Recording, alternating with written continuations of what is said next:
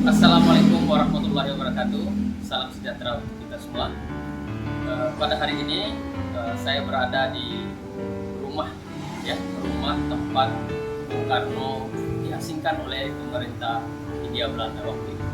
Ya, di tempat inilah Bung Karno diasingkan, dan tentunya Bung Karno selalu mendapat pengawasan dari pemerintah Hindia Belanda, dan tentunya kita akan juga membaca bahwa Soekarno sangat depresi ketika dipisahkan dari para sahabatnya maupun dari para pendukungnya.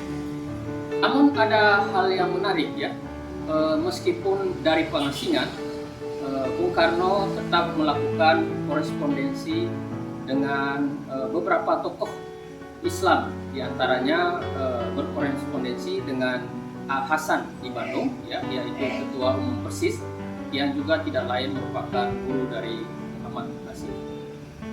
Surat-menyurat tersebut atau korespondensi dengan Hasan itu kemudian dibukukan oleh Hasan dengan judul Surat-Surat Islam dari ND, dan dengan judul yang sama pula Bung Karno memuat di dalam karya utamanya, yaitu di bawah Bendera Revolusi Jilid 1 atau jilid pertama.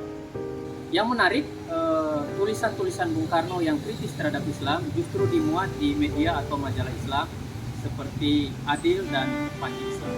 Dalam tulisannya, Bung Karno menyebut bahwa gerakan sekularisasi yang dilakukan oleh Mustafa Kemal Atatürk di Turki, yakni pemisahan urusan agama dan negara, merupakan langkah yang paling modern dan paling radikal.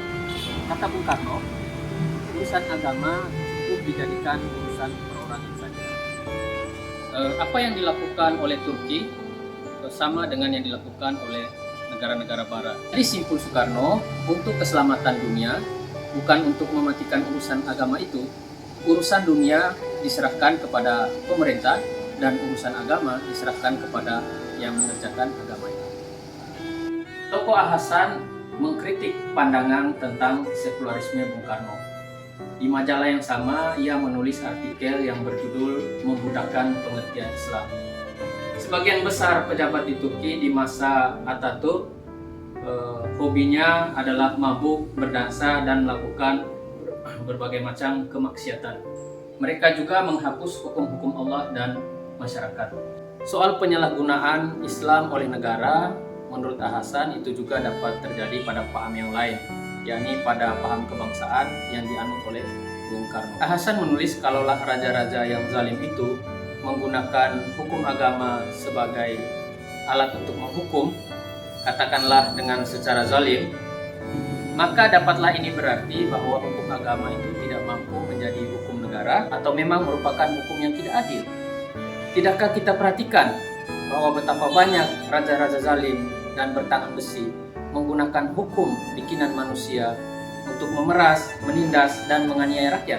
Bahkan lihatlah negara-negara yang menyatakan dirinya itu maju, membuat hukum yang sewaktu-waktu dapat digunakan untuk menindas rakyatnya.